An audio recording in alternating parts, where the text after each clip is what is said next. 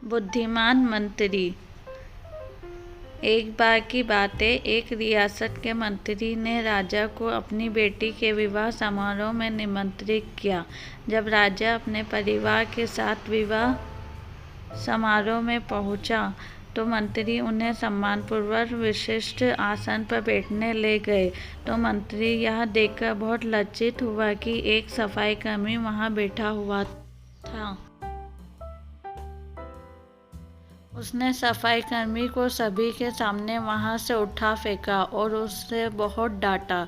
सफाई कर्मी ने बहुत अपमानित महसूस किया और बदला लेने की योजना बनाने लगा। अगले दिन सुबह जब वह राजा का कक्ष साफ कर रहा था तभी वह जानबूझकर बड़बड़ाया, राजा कितने नादान हैं, उन्हें यह पता ही नहीं कि रानी और मंत्री के बीच क्या चल रहा है। राजा आधी नींद में यह क्या बकवास कर रहे हो? उसने पूछा। महाराज, मैं पूरी रात सो नहीं पाया, मैं तो नींद में बड़बड़ा रहा था, सफाई कर्मी जवाब में बोला। हालांकि उसकी बात सुनकर राजा के मन में संदेह के बीज पड़ गए थे। राजा अब मंत्री से चिढ़ने लगा और समय समय पर अपमानित करने लगा। एक दिन तो उसने द्वारपालों से यहाँ तक कह दिया कि वे मंत्री को महल में घुसने ही ना दे। मंत्री राजा के व्यवहार से बहुत चकित था, लेकिन कुछ विचार करने के बाद उसे समझ में आ गया कि सफाई कर्मी ही इसके लिए जिम्मेदार हो सकता है।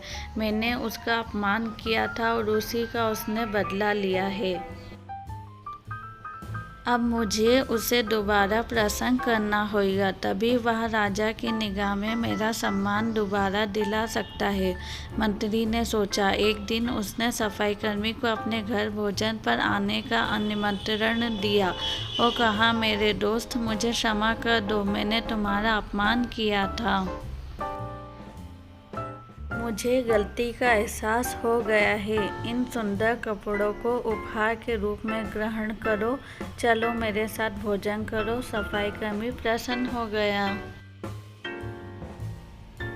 वह सोचने लगा, मंत्री तो अच्छे आदमी है, मैंने ही उस दिन गलती कर दी थी। अब सफाई कर्मी प्रसन्न था और प्रयास करने लगा कि मंत्री के बारे में राजा की धारणा बदल जाए। एक बार जब वह राजा के कक्ष में गया तो राजा सो रहा था। वह बड़बड़ाने लगा, अरे राजा का तो दासी के साथ प्रेम संबंध है, बड़ी लज्जा की बात है। राजा ने उसका बड़बड़ाना सुना तो उठकर बैठ गया।